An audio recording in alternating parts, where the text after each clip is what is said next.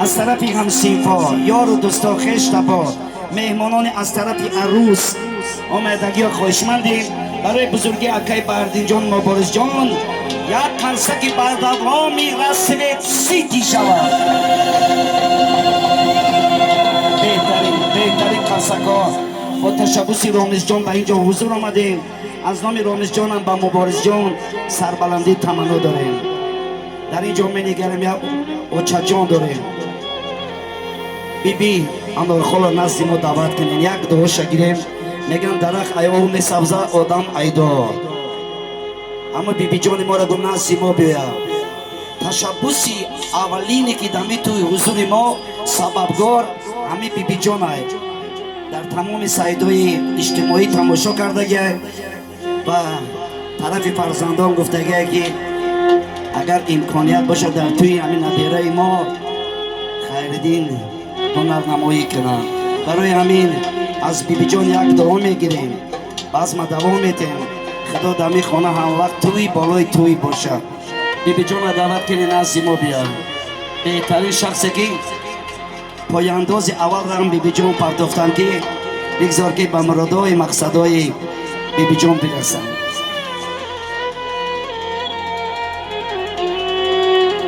تا اومدن بیبی جان هرچی گفتنیم که عروسی که در نزد مبارز جان نشسته یکی از جیانوی جگرمندی منم.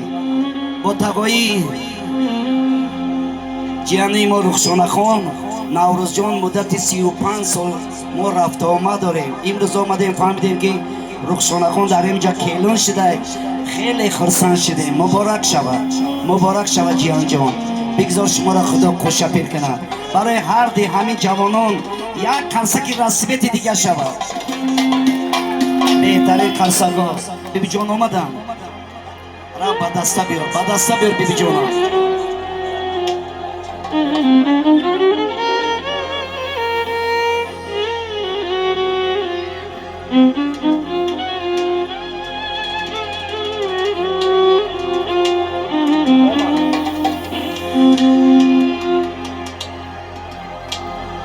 دیدیم بیبی جان تو آمدن خودت من سر نکردم برای که همین درخت ایوم سبزه آدم ایدار مبارک شود. سببگاری که همین توی شما بودین که مرا دعوت کردین. یک جوان تشکر برایم دو نوجوان یک دعاتی اینو یک سرودی مادر میخوانم و بعد مرکه را گرم میگیرم. رحمت خدا بچه جان خوش آمده به این درگاه ما. پروردگار فرزندای همین ما رو به همین مقصد برسانه. دنیا رو تیجی کنه، امانی کنه، تنها جان صحت باشه. همین بر نصیبت ما آمدی بچه جان. ساق آمدی سلامت برای خداوند همین شما رو نگاه باشه. در روزای خرسندی باشه بچه جان. آمین الله اکبر. بچه من خدا صاحبی فرزند شود. با همه خیلی جشنهای توی گیری شود. باوی امام علی را عیدم بزرگتر شود.